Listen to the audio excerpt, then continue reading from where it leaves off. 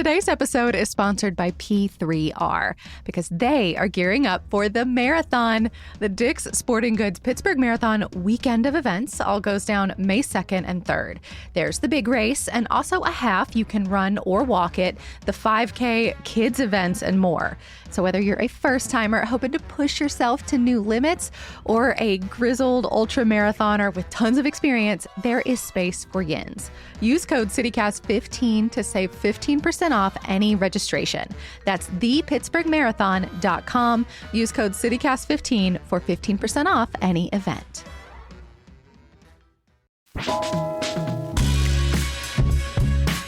This is CityCast Pittsburgh. I'm Megan Harris, and here's what Pittsburgh's talking about. What's your favorite thing to do when it's this cold outside so you don't go stir crazy? For me, we have been hitting up museums left and right because we have a Carnegie membership. The Frick was free this past weekend, and they're a great way to be inside, move around. They all have some type of kids space with art supplies. So it feels like a way to support local Pittsburgh institutions and also not lose our mind or drop hundreds of dollars at a place like an arcade or, something like that. Meg, you always know where the free stuff is. Mallory, what about you? I was going to say public library, another great free space to roam around. But also I've been trying to do a lot more hosting recently. In the warm months, it's always just meet up in a park, meet up at a brewery. And it's been nice to just do some hanging out at home, inviting other people into my space. I love how when you sound this sniffly, you're talking about having people over. Yes, sorry. No one should come to my house right now. I've got the daycare bug, but once I'm on the mend, I'll be hosting again. That's actually one of my, I don't really do New Year's resolutions, but one of my goals for 2026 is to just host, even when my house is messy, whatever. I had some friends over 2 weeks ago. We called it Fries and Diet Coke, and we just sat around and talked. And it was nice. Yeah, I think we have got away from that after the pandemic, and we kind of need to when we're healthy, ease back into hosting. Yeah. I also just love a virtual hang now. I really came around to that 5 years ago now. I'm on Zoom too much throughout my work day. You cannot get me back on a screen after hours. Fair enough. Same. I am with executive producer Mallory Falk and CityCast Pittsburgh contributor Meg St. Esprit.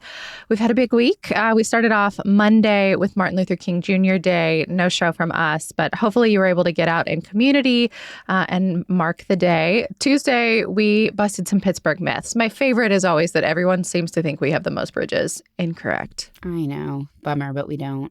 If you need to drink through your feelings about us not having the most bridges, Wednesday, we talked about some of the best dive bars in Pittsburgh. The places that are legit dive bars, not trying to be cool upscale dive bars. Yeah. My favorite was when they led off with a recommendation for a place you should just not go, but they wanted you to be aware of it. And then, of course, yesterday we had our new mayor, Corey O'Connor, talking about a whole bunch of things. But one of the best parts of the conversation to me is that we got to share so many of our CityCast Pittsburgh listener reader questions. There were a ton of them. Yes, and we're hoping to have regular conversations with the mayor. So if you've got burning questions for him, please keep them coming. And we are going to do our best to continue to ask him what you want to know. Yeah, which seems to keep him on his toes, too, because there were a couple of those he clearly was unprepared for. The dude's going to have to read up on Dark Sky, for example. I think he's going to do his homework. That's a cool program. So we talked about this yesterday, too, but I feel like the biggest story on everybody's mind in Pittsburgh and across the country is ICE. We've been watching the situation in Minneapolis where their neighbors are literally being disappeared, pulled out of vehicles, put in unmarked cars. If you want to hear what it's been like on the ground there, you should definitely listen to our sister podcast, CityCast Twin Cities. They've been doing incredible work. And I feel like Pittsburgh has... Lucky is not the word, but we're in this space where we're being terrorized less, it seems like, than so many other cities around the country.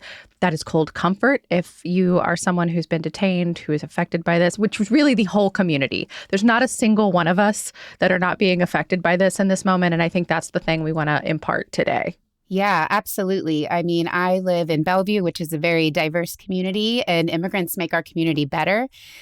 And there hasn't been a day in the last couple of weeks where there haven't been people, whether in Bellevue or along the Ohio River, other communities aren't seeing ICE out just questioning people based on their looks, based on their skin color, based on their accent. And to me, as a community member in Pittsburgh, if it affects my neighbor, it affects me. Like that goes back to the very basics Mr. Rogers taught us, right? These are my neighbors. Yeah. And I mean, as we're recording, there are posts right now about somebody being grabbed into an unmarked white van in Cranberry. This is happening all over the region. And so there's a lot of fear and despair about what's already happening here and then what could happen if even more ICE agents descend on our city and our region the way that they have been in Minneapolis. So we're going to talk about what you can do about it. First of all, I mean, if you listen to the show, you know we've been pointing people to Casa San Jose for a whole year now. It feels wild to say that. They are still such an amazing organization, but it's been really hard for them to coordinate people to respond when ICE is in an area or multiple areas on top of all the really important work that they do. So now there's this new group fronted by Jaime Martinez, who's really been the face of their rapid response teams for a while now. If you've seen someone talking on behalf of Casa San Jose in the last several months about what's happening, you know, phones and faces in a good way, it is usually Jaime. Yeah, I just went to a training with Jaime. The new organization is called Frontline Dignity. They hosted an event Tuesday night at Shadyside Presbyterian. There was over 500 Pittsburghers there. It was really incredible. Yeah, I saw a lot of the pictures from that. Meg, this was completely lost on me. I was not aware that Frontline Dignity had even been started in our area because I know it's like a network. Thank you to you so much for like spreading the word on your social channels and elsewhere. Yeah, absolutely. And as you said, it just kind of was birthed out of this need is growing. Casa San Jose is so important to our city. They've done good work for so many years. But as things ramp up federally, we just need more people to be involved. And so Frontline Dignity is prepared to kind of step in there. Meg, I'm so curious to hear about this training. I know the goal was to kind of train people to be ethical witnesses when ICE shows up. Can you just tell us a little bit more about like what this organization is and what happened at the training? Absolutely. So I will say that this was, as I said, a really large training. And it gave us kind of a broad overview of what it means to be an ethical witness. You know, things like staying, 10 feet back, staying on the sidewalk, recording. There's definitely, they talked about you are allowed to scream and shout at ICE officers. Think about what that might create and if it's necessary in every situation. You know, it obviously escalates things. But they did talk about your constitutional rights. They had 2 Allegheny County public defenders who were wonderful at really kind of talking about what this looks like when it happens out in the community. But I will say they were very clear that this large group training is not the be-all, end-all. So people who came, if they were interested, they were given a link to sign up for more focused training. And they really want to form community groups because the best way people can help is to let others in their direct community know what's going on. So I would say the training on Tuesday night was kind of a step 1. And so by community groups, you mean like within your own individual neighborhood, you would form a group? Absolutely. So as I said, I'm in Bellevue. We have a large immigrant population. Our immigrants make our community stronger. They're part of why we love Bellevue. And so an example would be a Bellevue Avalon specific group on an app like Signal that is protected, where you can just let your community members know where there is an ICE action so they can stay safe. You know, they were spotted at Discount Tire on 65. Things like offering to take your neighbor's car to get their tires changed so that they don't have to go, because I'm obviously not a likely target for ICE as a white middle-aged woman in a minivan. Some of our friends were at the Walmart in Chippewa sending us recordings from their car where they were recording ICE stopping people who just looked, brown or maybe looked like they were an immigrant. And so I think the point of the larger group meeting was to help everyone understand what's going on, give them a framework, and then funnel them into these more focused community groups that can provide some real help. And it also raised awareness of the fact that they just need funds for this type of work. I mean, it's not free to organize these networks. And so I think a large-scale gathering, gave them a chance at Frontline Dignity to kind of say, here's one way you can support us. If you can't get in your car and show up where ICE is, you can click donate. Yeah, I mean, they need money for so much. And there's a lot of different kinds of these trainings too. Know your rights classes or, trainings, safety protocols, documentation guidance. And a lot of that is based around people who, for whatever reason, feel like they can operate in the world right now a little bit more safely than our other neighbors. I can't escape the feeling of like being that neighbor. who doesn't even feel like they can go get their car serviced. They can't go get their groceries. They can't take their child to school. Yeah. And both of the immigrant friends who told me about these situations, these sightings have legal status. One has an active legal asylum claim, and the other is a U.S. citizen and a veteran. And so this is not just affecting, the quote unquote worst of the worst. This is affecting regular, everyday people. And children. A lot of children. Yeah, it's absolutely affecting children. I mean, my own kids have friends that are saying they're not allowed to play at the park, or they're not allowed to stay after school on the school playground to run around for a little bit because their parents are worried about immigration showing up.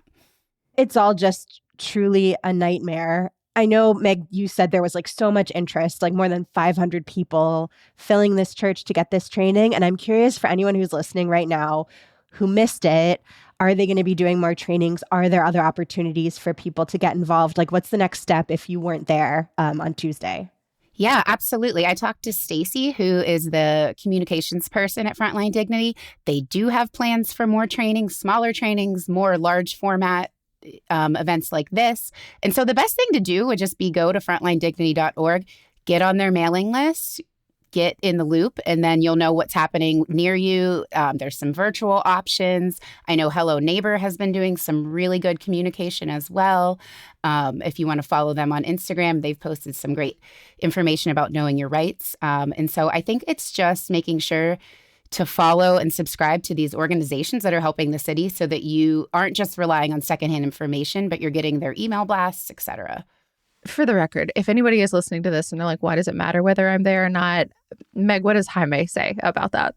So there's lots of reasons that people ethically witness, of course, to, record, document, have a record of these things that are happening for, down the road when that could be useful, but also just to have the people who are in a time of crisis know that someone's there and that they're not alone, to honor the dignity. I mean, the whole reason the organization is named that, to be on the front line, offering people dignity, that you are with them during this time when they're terrified, and that there's people that are on their side that are centering their needs.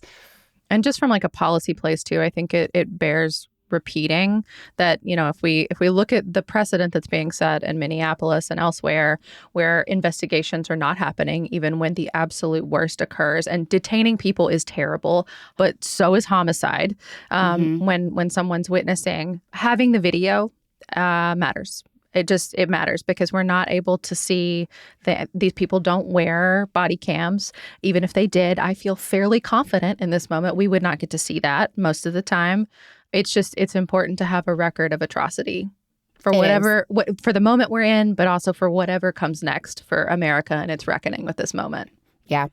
For what it's worth, if you want to hear more about, like I said, the policy side of some of this, we talked to a policing expert who's worked in criminology most of his career over at Pitt Law. He talked about how police are supposed to respond to this and kind of the parameters that they are dealing with. If you've seen any of the videos or anything where Pittsburgh police are present, but it's not clear what they're doing there, he kind of outlines that. And then yesterday in our conversation with Mayor O'Connor, he just reiterated his position that Pittsburgh's not going to work with them. Pittsburgh police will not work with them. We're drawing a hard line on that. Although we did say in the moment, that's what other mayors have said too, and it doesn't really seem to matter. Minneapolis, yeah. A mayor's stance really doesn't carry a whole lot of weight here. That doesn't mean he shouldn't say it, though.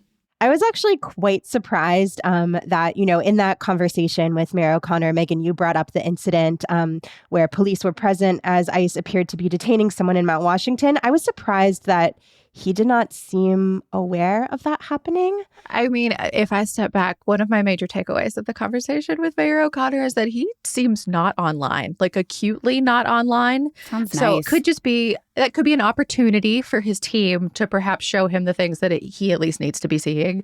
I'll give him some grace for the first few weeks in the office. Because that was big news. Yes, I feel like that video was everywhere. That's all people were talking about. Yeah, it was horrible. Yes.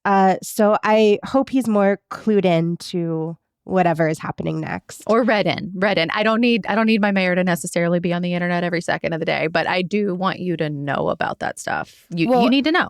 And there was another situation in Belts Hoover where a man broke into a home claiming to be ICE, and a teenager beat him up, which was kind of badass. But I saw that news reported on national outlets before I saw it here in Pittsburgh. Good on. I mean, and that's such a weird situation. It's scary that someone would now see this as a tactic. I mean, it sounds like this guy was trying to steal a PlayStation and a cell phone, but that he thought the best route to do that was impersonating an ICE officer. Yeah, right. Because there's men in uniforms with masks and without ID that are stopping Pittsburghers. So how do you know if they are ICE or if they're a nefarious person or a person that's nefarious for other reasons, I guess. Mm-hmm. Yeah. And I feel like it's worth backing up too, because I mean, part of what we're talking about here with like, will Pittsburgh police work with ICE, which again, all of our leaders say no. Other departments in our region have made another choice. Like Butler, for example. Meg, you may be more read up on this than I am, but they had agreed to work with ICE. And then the people who live there were like, we don't feel good about that, actually. Like, which, considering the demographics of Butler, is noteworthy. But it turns out like it wasn't clear, at least the last I heard about it, whether the sheriff had the autonomy to make that choice on his own. Like maybe they can decide that regardless of how taxpayers and voters feel. Yeah, and that's been happening. I mean, Public Source has reported on that happening in several communities where there seemed to be a misunderstanding or lack of communication about if the community was working with ICE or not, signing a 287G agreement. And then you have Coriopolis, who did initially agree to work with them until the residents spoke up, and they voted last week to terminate the partnership. If you saw the residents, any video of them speaking at that meeting, it made me proud to be a Pittsburgher. I know Bellevue, where I live, preemptively has said that they will not sign one. They will not check immigration status in the course of their regular policing duties. Was pretty proud of them for that one there. It made me feel that our community members are safer because of that. Yeah, I mean, what I think was interesting about Coriopolis is that this was all done through the borough council. So the council initially voted to make this agreement with ICE, which effectively like deputizes police officers to act as immigration agents. But because this was done publicly at a public meeting, there was a lot of outcry from residents. And then there was this public meeting with like an hour of public comment where the new council voted to terminate the agreement. But what Public Sources found is in a lot of these communities, there isn't this public process, like you said, Meg. And they looked at like 3 different municipalities where the police department seemed to kind of quietly sign this agreement. And like senior officials didn't even know, or at least claim they didn't even know that had happened. But for Public Source kind of doing the Lord's work, tracking all of this, maybe nobody would know. And so it's been interesting to see like where it's done out in the open and where it's happening quietly, and how that affects like whether these agreements continue. Absolutely, because they're not popular. As Megan said, it's almost become a nonpartisan issue in some ways. I mean, if you look at the national polling, I don't know what it is today, but it's something like 70% of Americans, you could check me on that, are uncomfortable with how ICE is acting right now. So I think that's why we are seeing, even in these communities that may lean more right, resistance to this. If you are curious about like which areas around Pittsburgh, either through the county sheriff's offices or through the borough or township police departments have these ICE agreements, we'll drop a link in our show notes with reporting from Public Source that actually includes a graphic so that you can see if there's an agreement in your area and whether that's something that you want to try to take action about. Yeah. And just a quick plug too. Mallory, I know you had gathered some stats just about like, putting some numbers on all this, because I feel like when you see the videos, like it feels like it's happening constantly, but sometimes it can also feel like you don't know what's happening at all. And I thought that would be worth sharing too. Yeah, so I saw reporting in Public Source that ICE arrests nearly tripled in the Pittsburgh region last year. This is looking at data from January through mid-October. So during that time, there were at least 948 arrests. And then the PG found that there was an 8-fold increase in the number of people being detained at our local ICE office, which is over on the south side. So at least 810 people were detained there between January and mid-October. And that includes people who were going there for scheduled check-ins, like they were doing what they were supposed to be doing and then got detained. The length of time people are then being held in these cells on the south side has increased. The PG pointed to an example where 2 children who were 2 and 6 years old were held in a cell there for 8.5 hours before being sent to a detention center in Texas, because that's what happens. Yeah, it's horrendous. And that's what happens. People get like temporarily held at these field offices like the one in Pittsburgh, and then end up in detention centers. I used to cover these detention centers in Texas when I was a border and immigration reporter in El Paso. The conditions there are not good, to say the absolute least. And if you want to hear more about like what happens to people after they are detained in this region, we talked to someone with the ACLU about all of this, and we will also put a link to that in our show notes. And I don't know if this is happening here locally. I truly hope not. But I mean, the thing that has stuck with me about some of the border reporting is, especially when it's children that young, sometimes the record keeping is not good. It's just not. And these children are literally lost. Like their families can never find them again. And there's so many kids that I have heard about, and again, not Pittsburgh specific, that were born here and have citizenship and are taken with their undocumented parents or left behind alone. I mean, there's situations in Minneapolis where ICE has pulled an adult out of a car and bystanders have found children in the car, still buckled, left alone on the side of the road.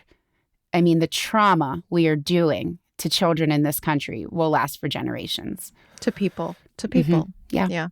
If all of this is moving you, just one more reminder that you can follow Frontline Dignity to learn about how you can help your neighbors.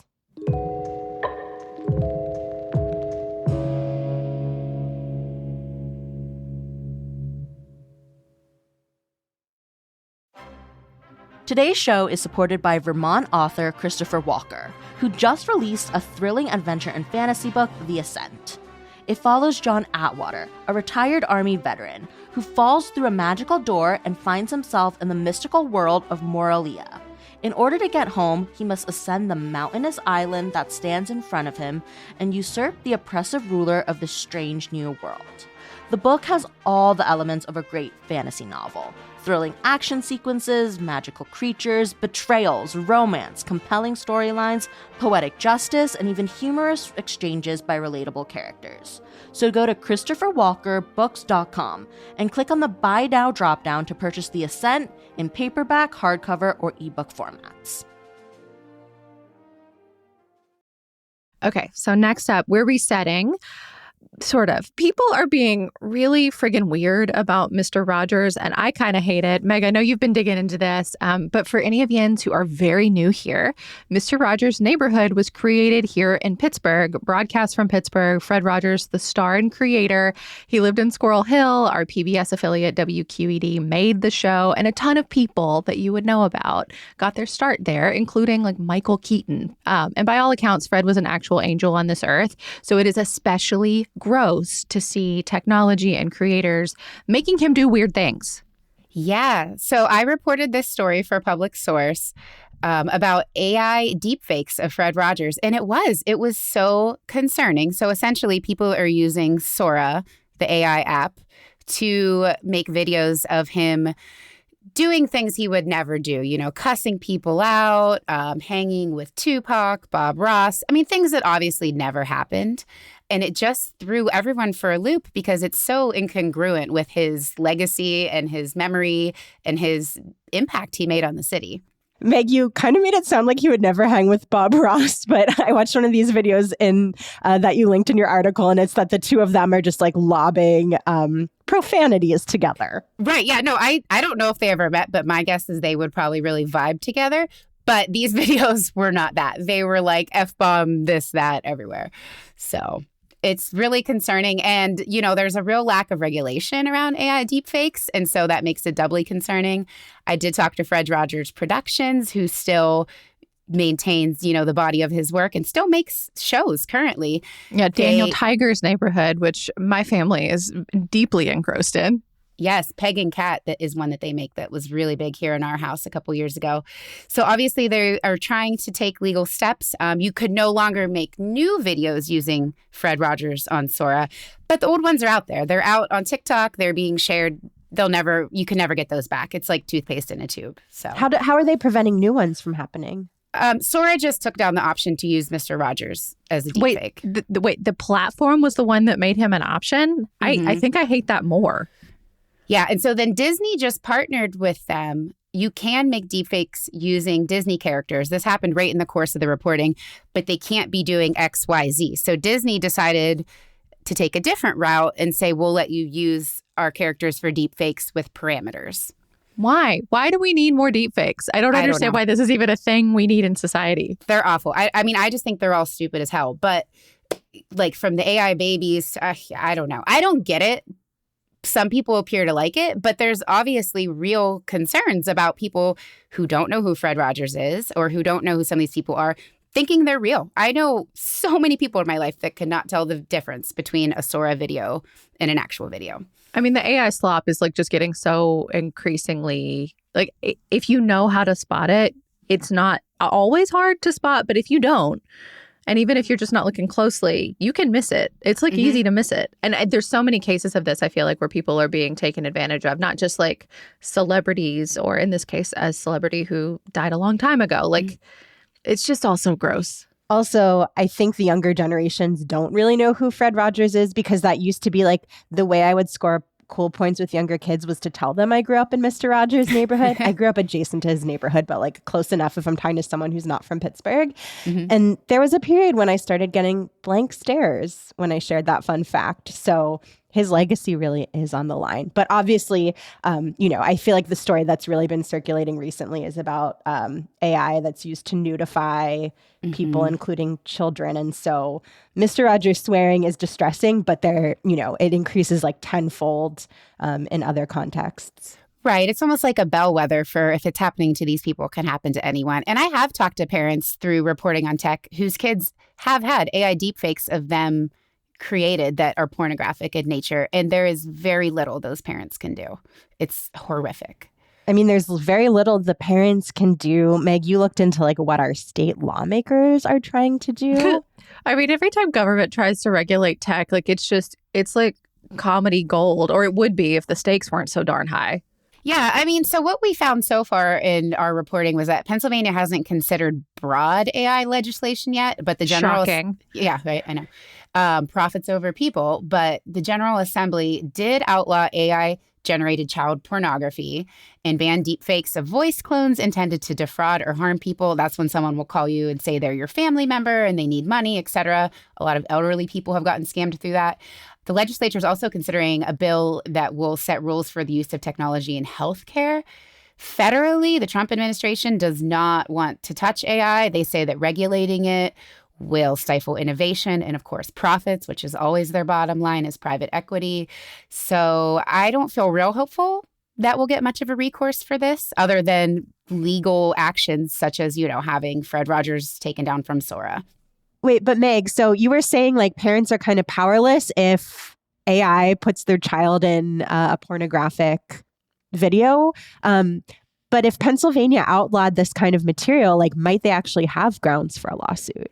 Yeah. So, and that's the thing. It's still kind of all sticky. I mean, this bill that went to the Senate last year does say that now AI-generated intimate images are also considered child pornography. But I've talked to parents not just in Pennsylvania, and so I don't know the status of various lawsuits or legal actions yet. But mostly what parents are saying is nobody seems to know how to help them with it. So there might be words out there that politicians have put out there, but they don't seem like it's something that parents are really able to access or use. I think it's going to be a little bit of one of those time will tell things to see how it actually works in the real world. They could pass any bill they want, but if they can't enforce it, it's nothing. Also, just noting here quickly, I know the language says child pornography. I've definitely heard that the preferred term is child sexual abuse material because it is abuse, including when it's generated by AI. But I kind of want to localize this and talk about Pittsburgh's role because we sort of are a center of AI. And I know that's how many of our leaders are trying to sell ourselves or are really like trying to court AI here. I mean, not just court, like we created it. Like Pittsburgh is part of the reason why this technology exists in the first place. Like we're the birthplace of generative AI. We're also the birthplace of deepfakes. Like I remember this was years ago. I talked to a guy at CMU that, at least according to the university at the time, was credited as being the person who figured out how to use this technology. And y'all get this. The reason he did it is because he was a film guy. He really liked movies and he was trying to figure out how to use technology to create things beyond what like a CGI could do and make the movies, like the images he wanted to see. that's part of how this stuff got created. And at the time, the videos were like really obvious. Like it was very clear that this was fake. But I talked to him. This is when I worked at WESA, and I was like, do you regret this? Because like even at the time, it was being used to like make Obama say things he never did. Like you could see where this train could go. And he was like, no, I made the thing and it's up to other people to use it responsibly. And I'm just like, you unleashed a dragon and you don't seem to have any clue how to, like, what you just did. Or at least even if he does understand, which I think he did, I think he fully understood what he did. He didn't seem to have any remorse for how it was going to be tampered with and abused. And that was a little upsetting. And he was just a very smart, bright guy that was a student at CMU. Like, and that's great. That's what innovation is for. And we have a great historic legacy for that. Not just because we can do something doesn't mean that we should. Yes, I've been saying that all the time. I had a conversation with my youngest, who's 7. We were doing something that involved AI. We were adding a recipe to our skylight, our smart calendar in the kitchen. And it uses AI to take a TikTok link and give you a recipe list. And she said, oh, so there's some good things AI does and there's some bad things. And I was like, wow, she's 7 and she gets it more than a lot of adults. It's nuanced. It really is. You know, there are uses in healthcare and safety, but this, Fred Rogers cussing out Bob Ross, I don't see any benefit to society from that. Meg, give us an antidote to all of this. If we scroll through our feeds and see Fred Rogers engaged in very un-Fred Rogers-like activity, what should we do? Yeah, I got some really good advice on this from Jessica Galani. She is a professor of communications for the University of Pittsburgh. So she is in this world all the time. And she said we need to just take a step back and do something called lateral reading, which means seeking out factual information from a trusted source to combat those negative images. So, you know, obviously we who grew up on Fred Rogers know that never happened. But for someone who didn't, you know, they might need to Google, did Fred Rogers and Bob Ross ever do a show together? They might need to watch some original episodes of Mr. Rogers' Neighborhood to see what he was actually like. There's lots of ways, and this doesn't just apply to deepfakes of Fred Rogers, but anything you see, you can do lateral reading. You know, this takes us back to like middle school, finding your primary sources and finding several of them that corroborate one another. I feel like we've lost that a little bit as a society. We see a share and we assume it's true. So just taking a step back and remembering that not everything online is true and that there are ways to actually go find reliable information if we take 2 seconds and look. I like to hope that the youths are going to see Fred Rogers AI on their TikTok and then go watch an actual episode of Fred Rogers. One can at least dream.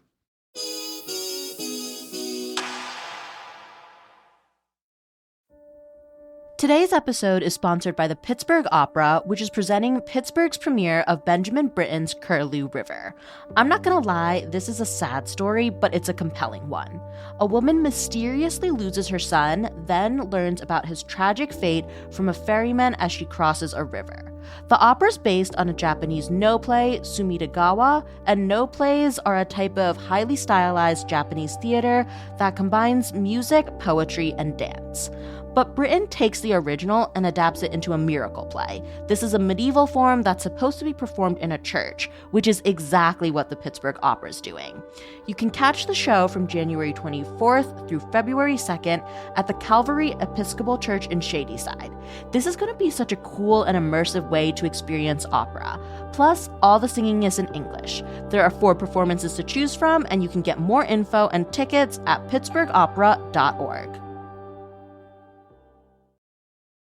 Okay, neighbor shout outs. For those who are members of CityCast Pittsburgh, you get to recommend your favorite nonprofit, business, event, thing that you are enjoying. This is a bright spot in our day today for sure. Mallory, who's recommending what today? Christina C. is shouting out Worm Return, which is a composting service that serves the city of Pittsburgh and surrounding areas. She says it is an award-winning, woman-owned, socially responsible organic material diversion company, and it keeps food scraps out of landfills. So Christina says the whole team is fantastic, and they need more subscribers, specifically in Ohio Township and the Franklin Park area. Sounds like someone wants Worm Return to service them specifically. So please, tell them there's demand. Could be a little self-interest here. But if you are listening and you live in those areas and you want to get into composting, but you're a little bit nervous about doing it all yourself, check out Worm Return. I love that. And then Aaron W. wants to shout out Pub in the Park. He says, one of the Swisshelm Park neighborhood's few establishments, an old school sports bar with legit good comfort eats. I took a peek at their menu because I was curious. They've got like kind of all the really tasty, comforting pub food you'd expect. But I was intrigued by the Irish egg rolls, which apparently are made in-house. And they're egg rolls filled with corned beef, sauerkraut, and Swiss cheese, served with Thousand Island dressing. That's like my dream food. That's my nightmare food. Oh, because like egg rolls are one of my favorite foods, followed by a Reuben. I mean, yeah, maybe, I don't know. Maybe it'd be weird, but I kind of want to try it. I'm going to try it. Well, thank you to Christina and Aaron for your recommendations. If you want to shout out your favorite bar, your favorite composting service, whatever you love in and around the city, on our podcast and in our newsletter, you can do that by becoming a CityCast Pittsburgh neighbor. You can join today at membership.citycast.fm. And if you are already a neighbor, please send us your shout outs. There is no limit on how many you can send us, and we love to hear what you love to do. Yeah. And we also read all of our neighbors' questions first yesterday. We were talking to Mayor O'Connor. So you guys got first dibs. Just another little incentive to become a CityCast Pittsburgh neighbor. We've got wins and losses and things to know. I feel like it's been such a heavy show today. So I'm wondering if Yins are ready for a fresh shart. Yes. Is this a win? Is this a loss? This is one of my favorite mistakes from local television in a minute. If you missed it, KDKA messed up the words that they put in like their lower thirds, like the thing that describes what you're seeing on TV. And I think it was supposed to be that Pittsburgh is the best city for a fresh start. One of the best cities. One of the best. But instead it said shart, which like, well, that's just internet gold. Although I have to say this crossed my feed when I had just read Meg's article about deepfakes to prepare for this episode. So I did have a moment of, is this real? Or does somebody have an axe to grind with KDK? I did wonder too until I saw so many people sharing it. Yeah, it was actually the first thing I saw yesterday when my eyeballs opened. My best friend sent a picture of it to me. And at first I just thought it said start. And I was like, oh, that's sweet. We are. And she was like, no, read it closer. And I was like, oh, well, that also makes sense because all of our favorite foods are deep fried. So fresh starts and fresh sharts. My first thought was primantes. Like, this is what happens when we make a sandwich with Italian cold cuts, our entire personality. I mean, we just discussed a deep fried egg roll full of sauerkraut. And you said that sounds like a great food. Sounds like colonoscopy prep to me.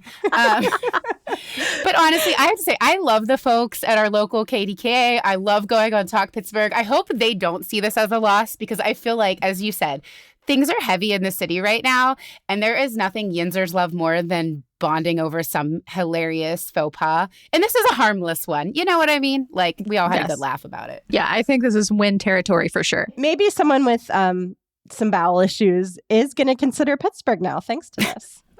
Well, this does not feel like a fair transition to our next story, but the two Pittsburgh spots should be celebrating today because they were named semifinalists in the James Beard Awards. This is, of course, about restaurants. So please, if you can, in your mind, separate what we were just talking about with these two fine restaurants. So Best Chef Mid-Atlantic, the nominee is Lilith here in Pittsburgh, and then Apteca, which has just been like an awards darling for years, the vegan spot in Lawrenceville. They got nominated for Outstanding Wine and Beverages. That is so exciting for us. I love our food scene. You know, I travel to a lot of small U.S. cities that are drivable from here, and I just think we have one of the best smaller city food scenes. So this is good for us. Yes. Also a good reminder that Crapteca is coming soon. If you like The Departure, Meg, I saw your face. This once again feels like relevant to what we were just talking about. Like, but why it's not. Is everything so poop themed today? Because the world is weird. Crapteca is where Apteca abandons their fancier menu for a little bit and they make like burgers and fries and milkshakes, but it's still all vegan and extremely high touch. And also very fast service. It's delicious. I actually like Crapteca a little bit better than I like their regular menu. So this one's for me. That's good to know. I don't know whether it was like their wine or their cocktails or all of it that landed them in this category, but I will say Apteca knows how to make a cocktail with poppy seed, which is always my go-to there. Yeah, and delicious. No shade to Lilith. They are actually on my bingo card for 2026. I haven't been there, so I am excited to check-ins out. Yes, I've heard nothing but good things. It can be tough to get a reservation there. So I also have this on my wish list for 2026. Yeah, I was told that this is where the chefs go. So like it's one of those, you know? Lilith, if you're listening, the three of us would love to come for a meal. Yes, we can use our bully pulpit for good things too. Here's a thing to know. I feel like we should just give a slight update because I keep hearing people be like, what the heck is happening with the PG? The short answer is a whole lot behind the scenes. I hope it's fair to say, I think there are factions at this point. There are groups of people inside the organization that are trying to figure things out. I think leadership there is quietly trying to figure things out. I genuinely have no window into that, but they certainly have the platform. The executive editor of the Post-Gazette, Stan, he was at the Philadelphia Inquirer when they made the transition to go nonprofit. So that's experience he already has in his back pocket. I'm sure they've been in contact with foundations. Again, this is just my conjecture. But there's also folks that, for example, were on strike for 3 years that, now know what it is to set up an organization kind of on a shoestring. I think they're trying to figure things out. Some of these folks are working together. There's interested parties in the community. And the one that I think is important to know too, very much behind the scenes, the foundations, like our Pittsburgh's enormous foundation community has been quietly hosting people pitching new ventures or expanded ventures in closed-door meetings all this week with friend of the podcast, Andy Conti.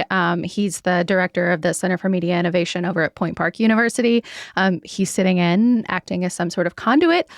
I don't know who's pitching what. I imagine it's the usual suspects, like people who have the resources to very quickly in a day or two write up a proposal, like a business or a grant proposal.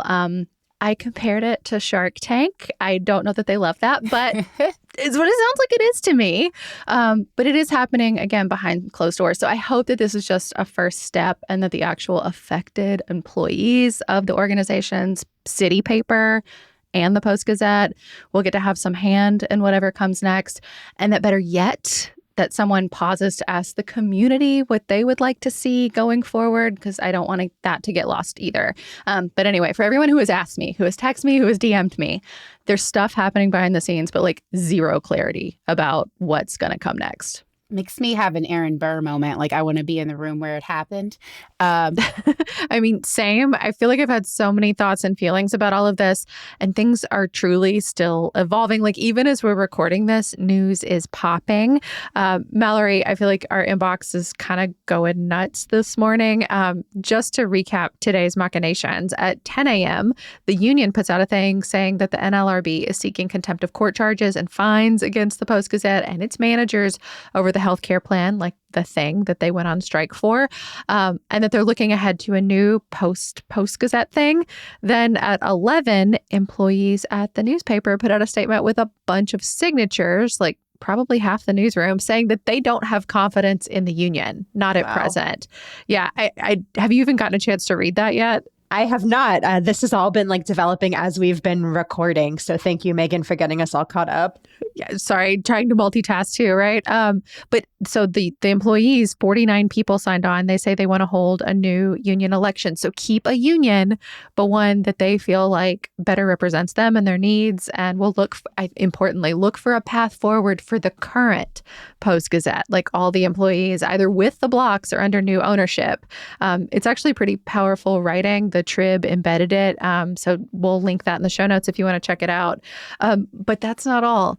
At noon, Marty Griffin shares a letter from Kevin Acklin, a mover and shaker who worked with the Peduto administration, that says, Mr. Block, thank you for your time on our call on Tuesday, meaning they have already talked, and that Acklin has had a bunch of conversations since with a ton of investors, potential investors, who want to convert the Post-Gazette into a nonprofit. And Acklin's asking the Blocks for more clarity on how to make that happen. So stuff is happening. I mean, this kind of fits with the initial questions a lot of us had when the Post-Gazette closure was first announced, because like City Paper just closed immediately. The PG announced a closure months away, and people were wondering, like, is there some kind of play here, some behind the scenes scheming? And I don't know if there was on the part of the Blocks, but like the employees don't want this thing to go away. That's 179 people at the Post-Gazette, if you include like business, editorial, managers, like everybody who want this thing to stick around. Yeah, because there are so many jobs at stake. And also, of course, like the level of information Pittsburghers have access to is also at stake because we need a robust journalism scene here. Yeah, which we have, but, like I still want the outlet of record to continue to, you know what I mean?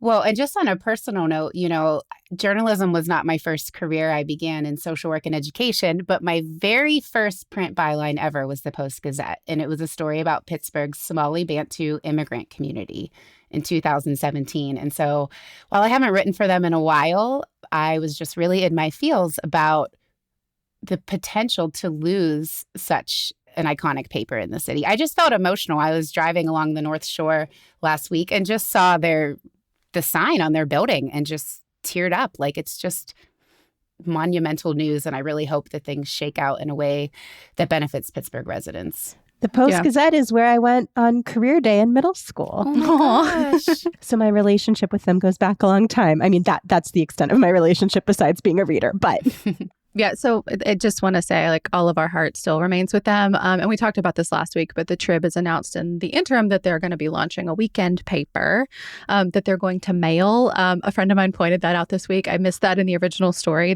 It's not delivery like a newspaper has always been. They're going to mail it to you, which feels a little bit like a newsletter, like 3 days later, you know what I mean? Yeah. If you want to know more about like kind of what the leaders of existing organizations are thinking about this, I'm actually participating in a panel here next week. So it'll be Thursday, January 29th. This is hosted by Pittsburgh Tomorrow. They're doing this thing called The Intersection. And there's a bunch of us that are like at least visible faces of some of these organizations. So the Business Times, Trib Total Media, which is the one doing the New Pittsburgh Trib, New Pittsburgh Courier, Jewish Chronicle, PCBC, which is the CEO of WESA and WYP. They have combined organizations. Public Source is going to be there. Andy Conti from Point Park University. And then again, all moderated by the fellow who's the publisher of the Pittsburgh Quarterly, Doug Hoyk. So anyway, if you want to hear a bunch of us yap about what is or what might be the future, nothing's ever solved in a panel. But I'm honored to be there. And we're excited to hear what Yins want to see. That's what matters most to me. I'll be there listening to you yap. I can't wait. And we will drop a link in our show notes where you can get your ticket. I've got a thing to know in the ongoing saga about what is going to happen with our school district. So the Pittsburgh Public Schools Board is going to vote next week on whether to reconsider the school closure plan that they rejected late last year. So I didn't know they could even do that. Yeah, so in case you missed it, there had been this whole plan to close a bunch of schools, consolidate, do some big shakeups to the district, and then kind of at the last second, it seemed, the board voted to reject it. But at the time, there was sort of this understanding, as I understand it, that they might bring it back up for review again in the new year. And that seems to be what they're doing. So basically, if they vote yes next week, that doesn't mean they're officially like approving and moving forward with the plan. It means the plan is back on the table. The school board president told WESA that board members could vote on the actual plan before the end of this school year, but closures are unlikely to occur until fall of 2027. I think so that's a year later than it had initially been than proposed. The initial timeline. And I think that was some of the criticism of the plan. You know, PPS has capacity to serve double the number of students that are enrolled. And so there has been a lot of conversation about some kind of change being needed, but people felt like the timeline was just way too quick. But I think if you have a kid in PPS, if you are like me and you have a kid who will be enrolling in PPS relatively soon here, I think everyone is just really anxious to know what the actual plan is. Like, is their school still going to exist? If it doesn't, where will they be going? So a lot of people are eager to just know what the plan is. So another thing we will keep Yins posted on. Last up, just in case you have been unaware of the weather, if your phone's not screaming at you like mine is screaming at me as we're recording this, Snowmageddon is allegedly coming back this weekend. I've seen reports for 2 inches, for 5 inches, and for 10 inches. So I have no idea how much snow I'm actually about to get. Oh, I saw an 18 to 24 inch map. For Pittsburgh? I mean, yeah, but I don't know who it was from. Someone was sharing it around. I don't know if you caught on the KDKA morning show today. Heather Abraham made a joke about, I'll show you some excitement. You're getting 8 inches. And the host just lost it with the double entendre. That tracks. That feels like some good quality, like 9 a.m. morning television humor. I love it. Yeah. Yes. My mom texted me right away. She was like, Heather and David are losing it on air about this getting 8 inches of excitement. But I hope we get dumped on. I want a good 1990s level snow. I mean, what was it? Was it 2010? Am I remembering right that we had like a proper snowmageddon? I'll have to refresh my own memory. We do have an article up on our website right now of our biggest, deepest, longest cold snaps and snowstorms that we've had over the years. The thing I always remind people whenever this stuff comes up is that Pittsburgh has been tracking the weather, like the National Weather Service or the precursor to it, since like 1870. We were one of the pilot places. So another thing that we were part of the birth of. But this one I would argue is a good one. This is a good one. Yeah. Yeah. So I guess TBD what exactly the weekend's going to bring. But it was so cold on Tuesday. You might have seen the story. Emergency workers had to break up ice that was blocking the intake at Pittsburgh's water treatment plant. So this was causing lower water pressure, all sorts of issues. I hope we get just like fun sledding snow and not like there's an issue with our water supply cold. That is all for today here on CityCast Pittsburgh. Our music is by Los Mocochetes, Aaron Taylor Waldman, All the Kimonos, Brian Curtin, and Mark Burglar, with additional mixing by Tyler Lindgren. Mallory Falk is our executive producer. Sophia Lowe and Elizabeth Kama produced the show this week, with field production from Laura Satsui. Francesca DeBecco writes our newsletter, and I'm your host, Megan Harris. We'll be back on Monday with more from around the city. Have a great weekend, y'all.